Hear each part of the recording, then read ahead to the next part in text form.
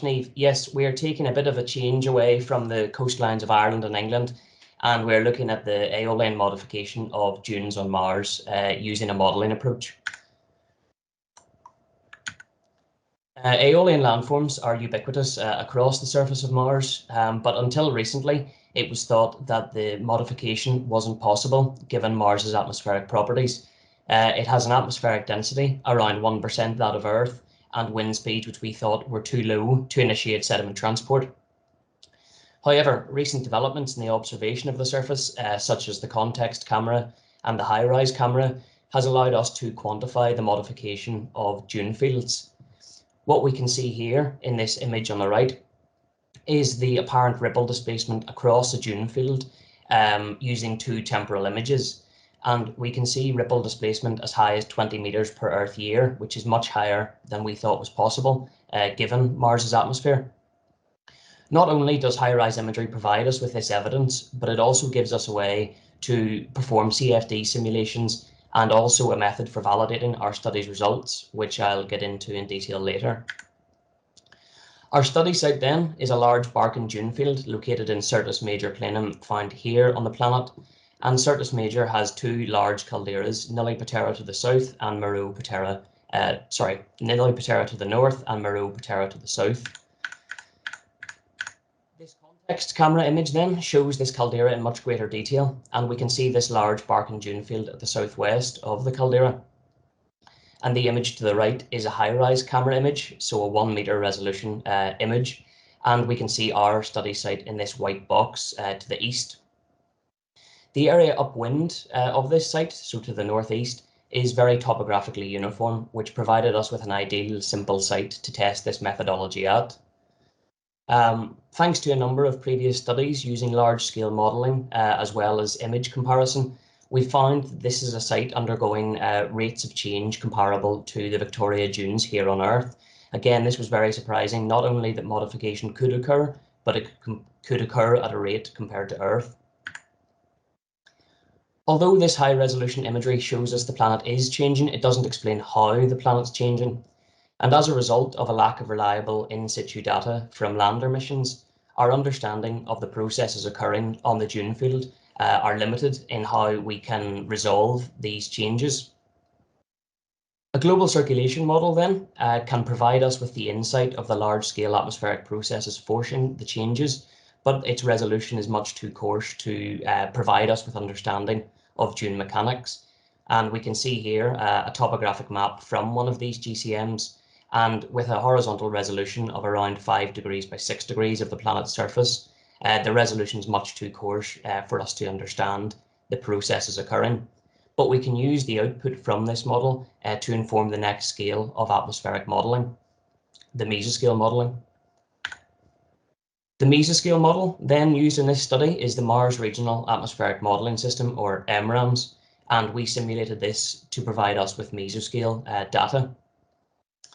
Although the limited in-situ data from lander missions means that we need to use a modelling approach at areas without the data, what we can do is use the data we do have to validate our mesoscale models, which has been done previously, which provides us with reliability in using a modelling approach.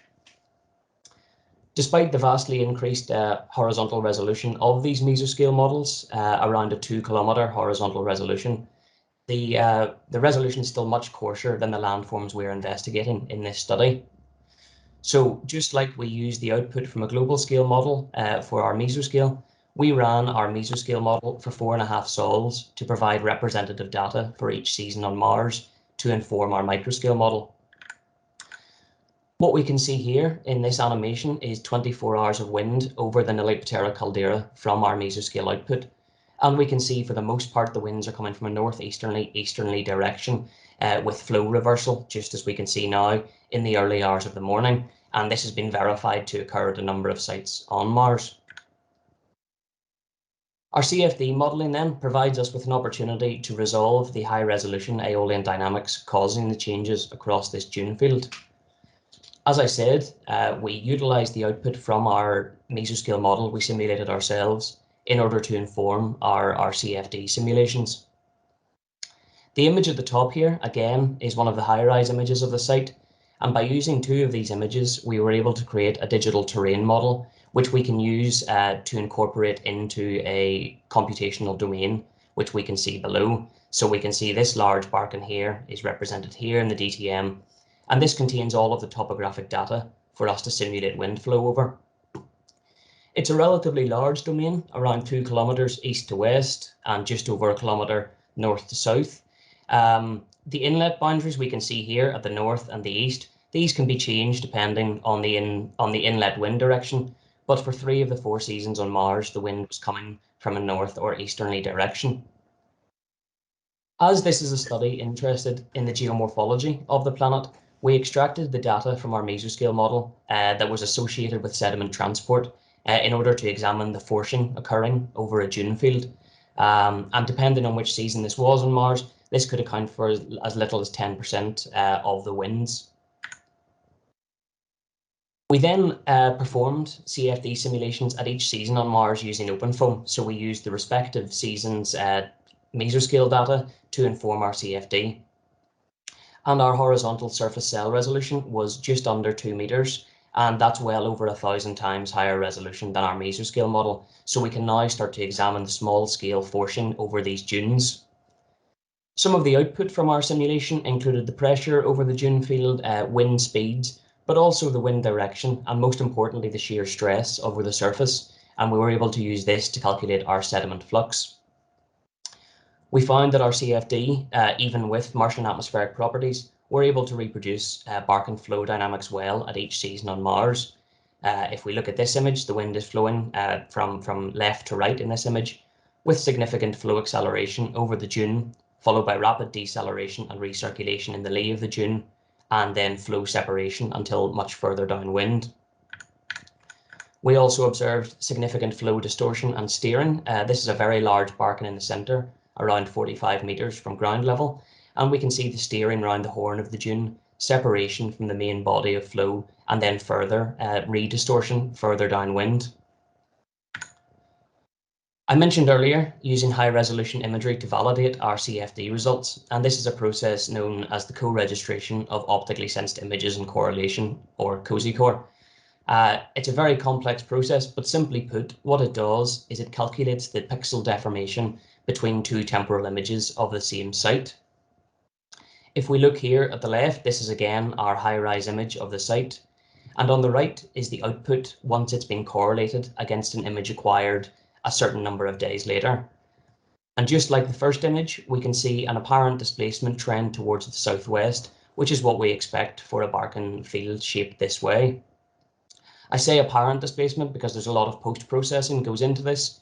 Too much detail for this presentation, but after we do the post-processing, we have a real displacement rate. And with this rate of displacement, we can use it to calculate sediment flux rates. And by doing this, we're able to compare a large number of correlated images against our CFD results. The results from this study then, thanks to well over 10 years of images of Mars, we were able to correlate 11 pairs of images and calculate the sediment flux rates from each pair. By doing this for each pair of images and then comparing to the sediment flux rates from the CFD, we found overall there was a 1.29 to 1 ratio between CFD sediment flux and COSICOR sediment flux. So that is a 29% overestimation from our CFD. As well as that, from our 11 pairs of images, 9 pairs had very good directionality agreement between how the wind flowed over the computational domain and the actual displacement of the ripples that occurred on a temporal basis. We also found the upper limit of time that this process can be used for. Images were acquired 93 days apart, and when correlated, we found the CFD was able to reproduce neither the directionality nor the sediment transport rates. So we then used that as a sort of a gauge for when we could use pairs of images and when we couldn't. If we look here at this image on the left-hand side, what we can see is the output from our CFD simulations. The colouring is the wind speed, blue is the lower wind speeds, and red is higher. And over the top, we can see the wind vectors. I mentioned earlier the uniform upwind profile, and we can see the wind coming from a northeasterly direction maintains its uniform profile until it then hits the topographic obstructions and we can see the steering round the horns of the Barchan and recirculation in the lee of the Barchan. If we compare that then to the output of our correlation process, these images were acquired 45 days apart, and the ripple migration that occurred during this time follows exactly the same pattern as our wind flow over the domain. If we look at how the ripples change direction round the horn of the Barchan, compare that to how the wind flowed round the Barchan, and it's identical across each of the individual Barchans in the dune field. And this was a very promising result that we could replicate the ripple displacement direction. We found this also occurred then at Southern Spring. This time the wind was coming from a roughly easterly direction, 93 degrees to be precise. And again, it has a uniform upwind profile until it hits the topographic obstructions. When we compare that to the output from our COSY core, while not quite as perfect a correlation as the Southern Summer example was, we can see very similar patterns between how the ripples moved across the dune and the way in which the wind flow occurred over the dune. We actually saw at least one example of this for each of the seasons on Mars. Unfortunately, due to time constraints, I can't show them all. But as I say, of the 11 pairs we correlated, 9 had this kind of directionality agreement between them. The conclusions and further work then.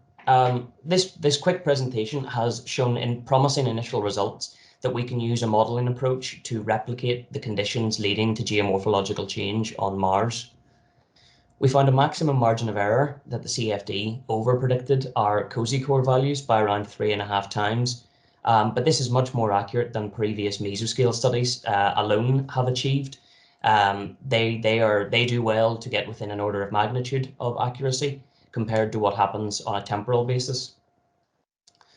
We've shown that by combining each scale of the atmosphere using the global circulation model to inform a mesoscale model, and then using that model to inform microscale modeling, we can recreate the microscale aeolian conditions that lead to dune modification on Mars, both in terms of the direction of change as well as the sediment transport rates. One of the questions raised from this study is that we get overestimation of sediment flux from our CFD at Southern Summer, immediately followed by underprediction at Southern Autumn. We find that we predict around 70% of the real world temporal image ripple displacement. But as I say, across the 11 pairs examined, there is a close relationship between the CFD and the COSY core. Another investigation which I'm going to be doing is examining the individual dunes in order to see whether the inverse relationship between the size of a dune and the sediment flux rates that exists here on Earth also occurs on Mars. An initial look at my data qualitatively would suggest that this is what does occur, but this will require quantitative analysis to confirm this. So overall then, this is a very promising modelling approach to examine the change of dunes on Mars, particularly at those sites that don't have in situ data from them. Thank you very much for listening.